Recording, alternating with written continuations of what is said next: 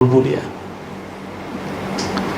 Dalam kitab Martabat 7 itu ada penjelasan ringan. Hakikatul insan itu ada pada tajalli wahdaniyah Allah Subhanahu wa taala. Wahdah dan wahdaniyah. Ya.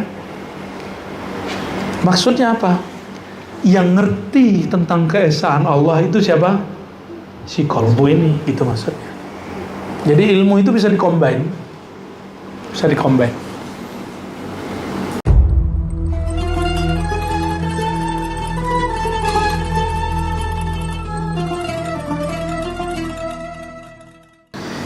Wal ma'na tsani, ada makna kedua dari kolbu. Ini yang jadi core kita, fokus kita. Huwa latifatun rabbaniyah. Itu adalah titik halus atau dimensi halus yang bersifat rabbani. Rabbani itu bukan Robbi. Rabbani, kalau Rabb Allah, Rabbani itu sifat mengatur atau sifat teratur. Nah, bisa begitu. Mengatur atau teratur. Bisa juga diartikan titik alam rububiyah. Itu Rabbani.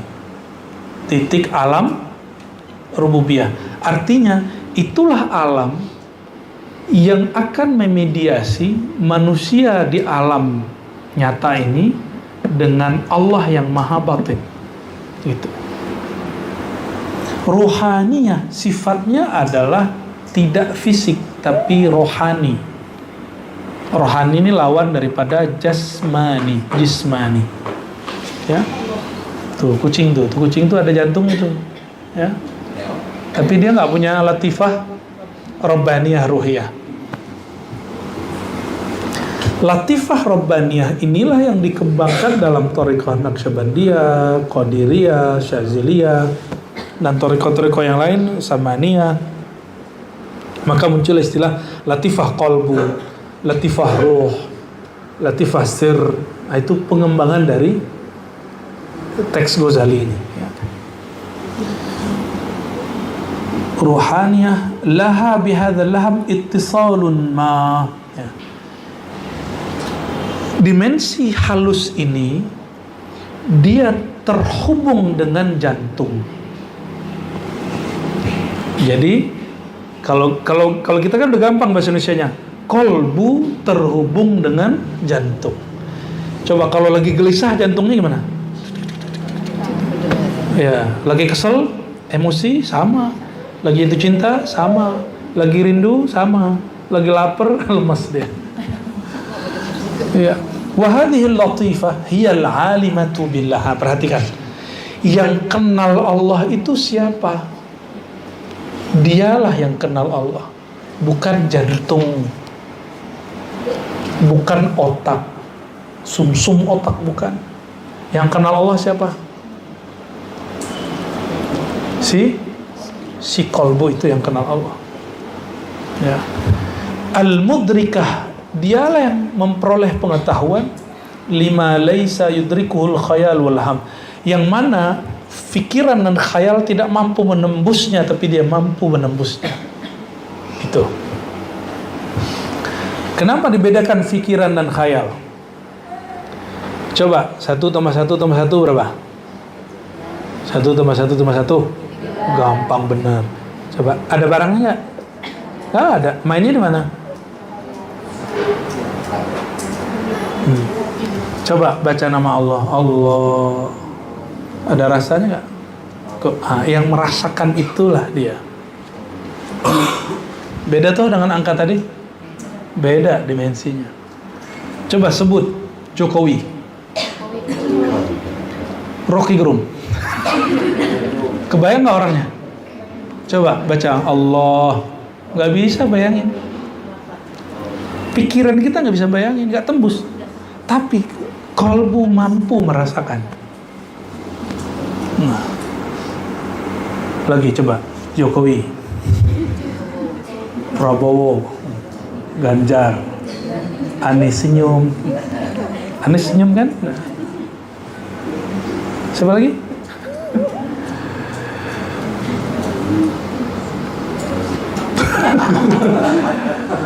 Buya Asfi iseng aja.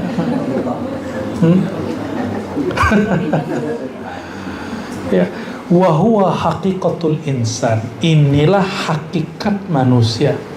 Capek-capek ngaji hakikat manusia, ini hakikat manusia. Ya. Kan banyak tuh orang ngaji hakikat manusia ribet bener, belajar hakikat manusia. Loh ini dia hakikat manusia. Jadi, ma haqiqatul insan? Apa hakikat manusia? Qalbuhu, qalbu dia. Dalam kitab Martabat 7 itu ada penjelasan ringan. Hakikatul insan itu ada pada tajalli wahdaniyah Allah Subhanahu wa taala. Wahdah dan wahdaniyah. Ya. Maksudnya apa? Yang ngerti tentang keesaan Allah itu siapa? Si qalbu ini, itu maksudnya. Jadi ilmu itu bisa dikombin. Bisa dikombin.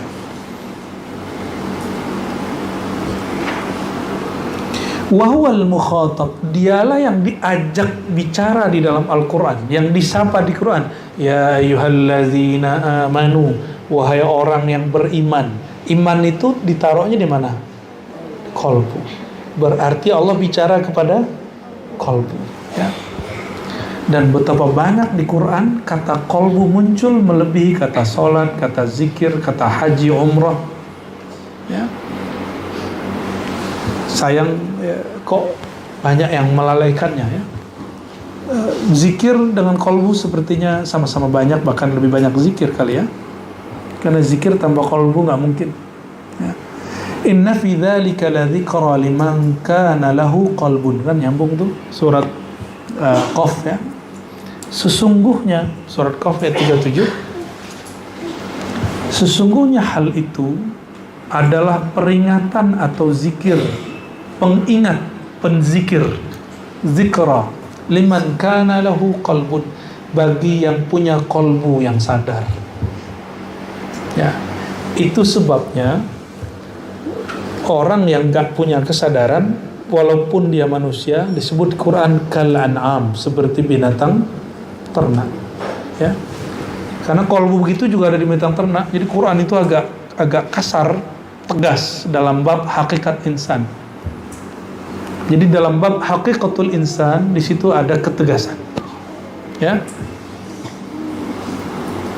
Walau kana al-murad bil qalbi huwa al-lahmus sanubari asy-syakl fadzalika mawjud li kulli ahad. Seandainya yang disebut qalbu itu adalah daging yang mempa darah itu, wah itu juga ada di hewan, juga ada pada orang mati. Wa idza arafta hadza, kalau kamu sudah faham ini. Nah, ini Imam Ghazali ini pelan-pelan kalau ngajar. Dari ayatnya, dari hadisnya, ya.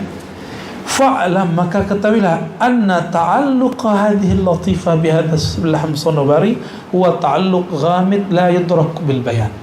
Lalu kalau ada orang nanya, saya jadi ingat guru saya Abu Hasan Basri kalau bahas ini. Kata beliau, kalau kamu sudah faham bab ini, terus kira-kira apa hubungan antara kolbu dengan jantung?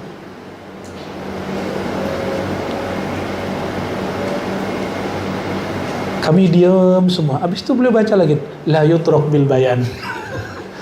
Kita udah capek-capek mikirin, la yudrak bil bayan. Apa arti la yudrak bil bayan? Emang nggak bisa dijelaskan. Nggak bisa tapi oleh Ghazali diobrak-abrik sama beliau. Dibuka kitab ini, dibuka bagian ini. Apalagi oleh Imam Al-Jili, oleh Imam Ibn Arabi, itu yang diurai-urai sama beliau. La yudrak bil bayan, karena dia hanya yudrak bil dzauq. Dia dapat dirasakan dengan zauq, dengan sir rasa yang Allah beri. Nah,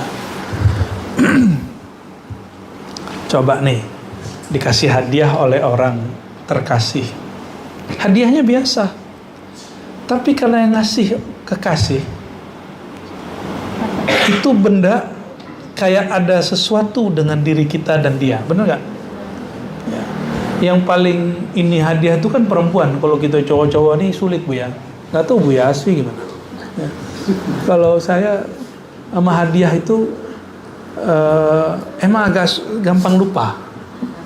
Ya, tapi perempuan, hadiah dari awal belum nikah sampai sekarang dijaga. Allah besar. Ya, itulah penyempurna kita, Bu ya. Emang kita suka lupa, dia hatta tarikh lahir aja kita lupa. Masya Allah. Anak kita lahir kita lupa. Bener nggak? Kecuali Bu Yasfi ya. Bu Yasfi kan jiwa rokiknya tuh ada.